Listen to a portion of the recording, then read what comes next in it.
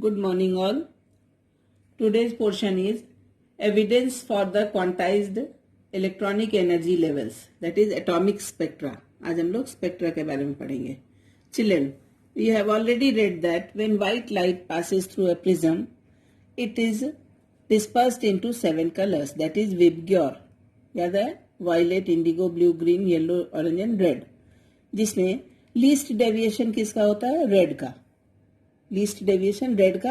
It has longest wavelength. ठीक है? It has longest wavelength and its frequency of red is 4 into 10 raised to power 14 hertz. ठीक है? और shortest wavelength किसका है? जिसका maximum deviation होता है, that is violet. इसकी फ्रीक्वेंसी क्या है? Frequency of violet is 7.50 into 10 raised to power 14 hertz. So you see 7 colors are there, okay, and they have their different wavelength and different frequency. This type of spectrum is known as continuous spectrum. Why continuous? Because violet merges into indigo, indigo into blue, blue into green and so on, and they all merge till red. Okay, so ये continued है. Okay, so this is known as continuous spectrum. But ऐसा ही spectrum हम कहाँ देखते हैं? Common example क्या है? That is rainbow. Okay, but when electromagnetic radiation interacts with matter, then the atoms and molecules may absorb energy. बेटा, कोई radiation किसी चीज को, मैटर को टच करता है, इंटरैक्ट करता है, तो एटम और मॉलिक्यूल एनर्जी अब्सॉर्ब करते हैं. ठीक है, और वो क्या होते हैं? एक हायर एनर्जी स्टेट पे पहुंच जाते हैं. लेकिन अपनी नॉर्मल एनर्जी स्टेट से जब वो हायर एनर्जी स्टेट पे पहुंचेंगे तो उनमें अनस्टेबिलिटी रहती है. So they will have a tendency to release the energy. Okay, so when they release the energy, यानी higher energy state unstable state है, समझ में आया? Higher energy state is unstable. तो क्या होगा कि the atoms and molecules will emit the radiation in various regions of the electromagnetic radiation. तो वो emit जो करेंगे तो उससे एक स्पेक्ट्रम बनेगा, that is known as emission spectrum. बात समझ में आई? The spectrum of radiation, book में पढ़ोगे तो क्लियर लिखा हुआ है, the spectrum of radiation emitted by a substance that has absorbed energy is known as emission spectrum. पहले एनर्जी अब्सॉर्ब कर लिया, हायर एनर्जी स्टेट में चला गया, after that it emitted the energy and now it is known as emission spectrum. अब जो spectrum बनेगा, spectrum of radiation is known as emission spectrum. The atoms, molecules और ions that have absorbed energy, तो वो energy absorb कैसे किया? Radiation था, कोई भी रेडिएशन ही एब्जॉर्ब करेगा. So now they are in excited state and to produce an emission spectrum. ध्यान रखना, एमिशन स्पेक्ट्रम कब होगा? Energy is supplied to a sample. वो energy supplied to a sample in form of energy, could be in form of heat या any radiation, and the wavelength of the radiation is emitted as the sample gives up the absorbed energy. पहले absorb कर लिया, फिर उसको emit कर दिया, so that is known as emission spectrum. Now what is absorption spectrum? You understood emission spectrum? Emission spectrum. First they absorbed the energy and then they became unstable, then they released the energy, they emit the radiation, and that after emission जो spectrum बना, that is emission spectrum. Now what is absorption spectrum? Actually वो जो अपना VIBGYOR में कैसा है? continuous बना, but what it does not happen always. And absorption spectrum is just like a photographic film. Negative पहले जो ब्लैक कलर के आते थे, शायद तुमने देखा हो, ऑफ एन एमिशन स्पेक्ट्रम. एक continuous radiation is passed through a sample which absorbs radiation of certain wavelengths. तो सारे वेवलेंथ वो नहीं अब्सॉर्ब कर लेते हैं. अगर जो वाला वेवलेंथ नहीं अब्सॉर्ब किया, उसके बदले वहां पे ब्लैक कलर का, उसमें they leave dark spaces, not black, dark spaces in the bright continuous spectrum.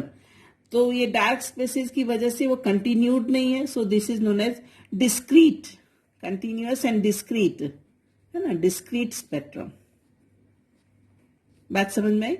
सारे वेवलेंथ अगर वो नहीं एब्जॉर्ब करते हैं तो जो नहीं एब्जॉर्ब करते हैं उनके बदले वो डार्क कलर्ड स्पेस रह जाता है। तो डार्क कलर्ड स्पेस की वजह से this is known as discrete spectrum. Okay, ये जो स्टडी थी स्पेक्ट्रोस्कोपी एक मेथड है। द स्टडी ऑफ एमिशन और absorption spectra is referred as spectroscopy, right. The spectrum of the visible light is continuous, क्योंकि सभी वेवलेंथ एक दूसरे से मर्ज हो रहे हैं और कंटिन्यूड है, ठीक है।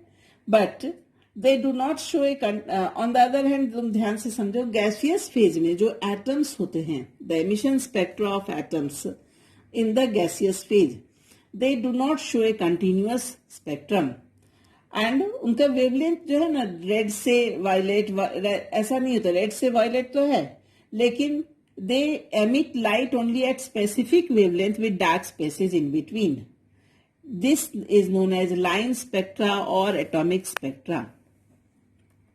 Line spectra, क्यों लाइन? क्योंकि कंटिन्यूड नहीं है, और atomic spectra. Now line emission spectra, और अब क्यों इसकी स्टडी की गई? क्योंकि हर एक एलिमेंट है, जैसे अपनी डीएनए फिंगरप्रिंट सबकी अलग अलग होती है ना, इसी तरह से each element has a unique line emission spectrum. The characteristic lines in atomic spectra can be used in chemical analysis of unknown atoms, right. जैसे अपने डीएनए फिंगरप्रिंट से किसी की भी फैमिली से हम पहचान सकते हैं, जो एक फैमिली में एक ही डीएनए फिंगरप्रिंट का, हर आदमी के अलग अलग डीएनए फिंगरप्रिंट होती है, but it resembles our family DNA print, right. इसी तरह से इस लाइन स्पेक्ट्रम की स्टडी से पता चलता है कि हर एक एलिमेंट अलग अलग है और उसकी स्टडी होती है, right. Elements like rubidium, caesium, thallium, कौन कौन से element? Rubidium, then caesium, then thallium, then indium, then gallium, ये सब जो एलिमेंट्स हैं, एंड स्कैंडियम, ये discovered way when their minerals were analysed. ये डायरेक्ट एलिमेंट तो मिले नहीं थे, तो इनके मिनरल्स को एनालिसिस किया, किससे? स्पेक्ट्रोस्कोपी मेथड से। Now we will discuss line spectrum of hydrogen. As I said you, line spectrum of hydrogen यानी गैसियस फॉर्म में है हाइड्रोजन, ठीक है। Line spectrum of hydrogen. When an electric discharge is passed through the gaseous hydrogen, तो hydrogen कैसा बेटा? Diatomic है ना, diatomic. So it is molecule of hydrogen. So the H2 molecules dissociate और हाइड्रोजन एटम बना। कैसा हाइड्रोजन एटम है? ये एनर्जेटिकली एक्साइटेड, ये एक्साइटेड स्टेट में है। क्यों एक्साइटेड स्टेट में? क्योंकि इलेक्ट्रिक डिस्चार्ज पास हुआ था मॉलिक्यूल में, and now they will produce electromagnetic radiation.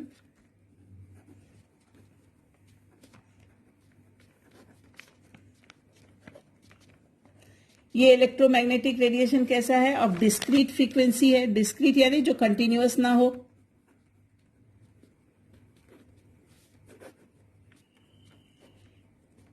Right.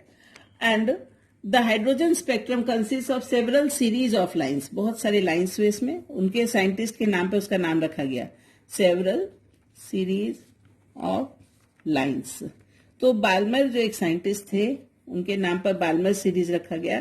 तो बाल्मर ने शो किया, ये बाल्मर या Balmer whatever you say, Balmer showed in 1885 that, उन्होंने बहुत सारे एक्सपेरिमेंट किए, ऑब्जर्व किया, then he found that spectral lines are expressed in terms of wave number. Wave number, do you remember? Nu bar is known as wave number. Then the visible lines of hydrogen spectrum will follow this formula. Okay.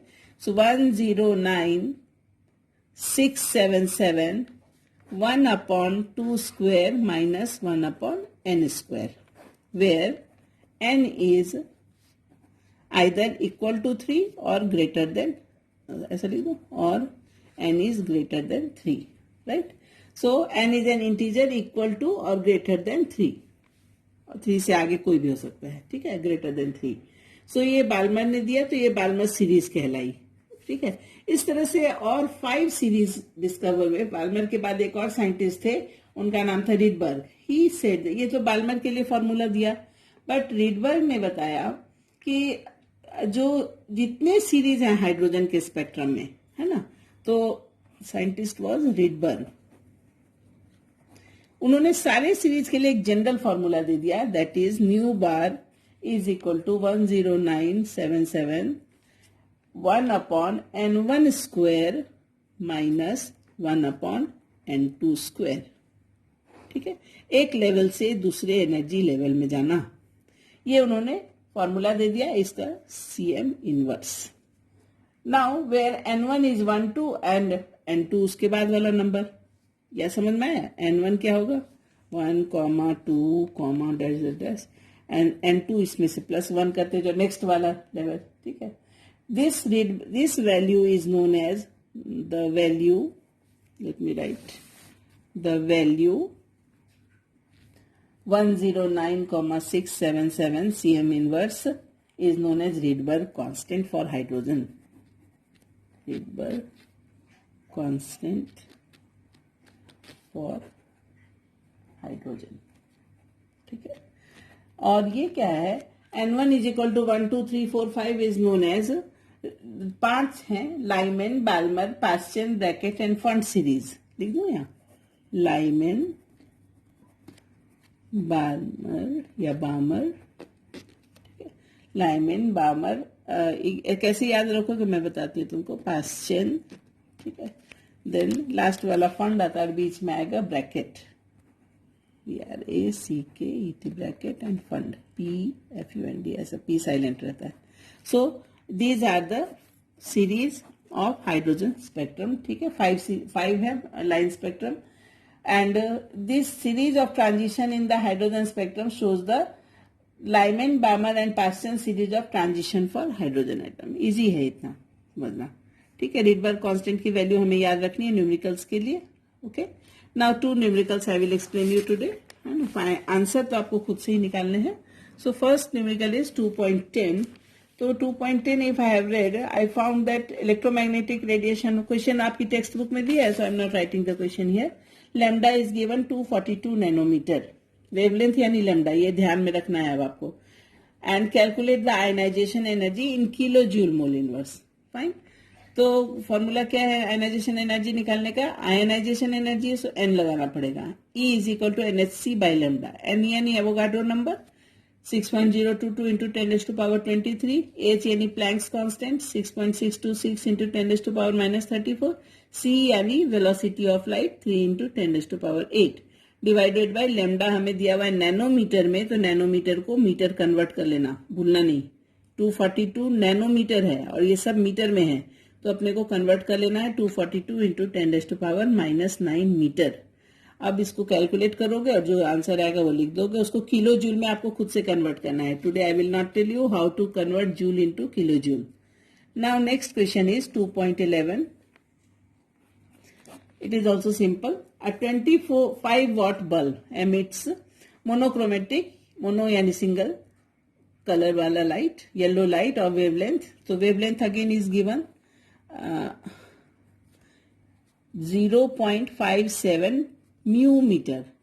Now first chapter में हमने पढ़ा mu यानी micro, तो mu metre को convert कर लेंगे metre में into 10⁻⁻6 metre. ठीक है, माइक्रोमीटर को मीटर में हमने कन्वर्ट कर लिया. क्यों, क्या वैल्यू होती है ध्यान रखना, 1 metre is equal to 10⁻6 micrometre. अपने पास माइक्रोमीटर है तो मीटर कन्वर्ट कर लिया. So lambda is given. Now what we will do, convert 25 watt bulb है ना, तो 25 वॉट मीन्स होता है, only hint I am giving here, 25 watt का मीनिंग होता है 25 जूल पर सेकेंड. ये कन्वर्जन याद रखना. Okay, after that what we see that energy of 1 photon पहले निकालेंगे. सो E ऑफ 1 फोटोन के लिए तो डायरेक्ट लिख देंगे HC by lambda.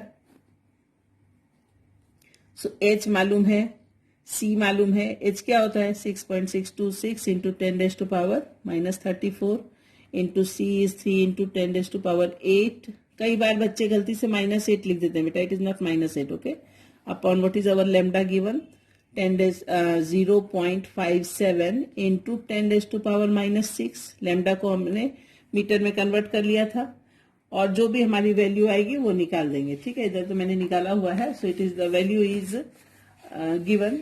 Now you will write what value is given, और इतने के बाद ये जो हमारा जो भी तुम कैलकुलेट करके निकालोगे, ठीक है, this will be joule. Energy है तो यूनिट क्या आएगी? जूल। करेक्ट। इतना निकालने के बाद नंबर ऑफ फोटॉन्स निकालना है, तो क्या करेंगे हम? This joule is equal to 1 photon, जो भी तुम्हारा एक्स वैल्यू आया है यहाँ पे, दिस जूल, और let me write the answer only here, 3.48 into 10⁻⁻19 joule. तुम्हारा भी इतना ही आना चाहिए। ठीक है, तो I will write 3.48 into 10⁻⁻19 joule is equal to 1 photon, is energy of 1 photon. Fine. तो हमारे पास कितना जूल दे रखे हैं? 25 जूल।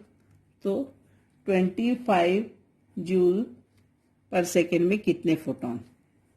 तो 25 अपॉन 3.48 इंटू 10⁻⁻19, जो कैलकुलेट करके आंसर आएगा वो निकाल देना तुम। राइट, इतना। इसमें क्या यूनिट लगाओगे? नो यूनिट, क्योंकि this is number of photons. Correct. So for today this much is enough. Tomorrow I will explain further.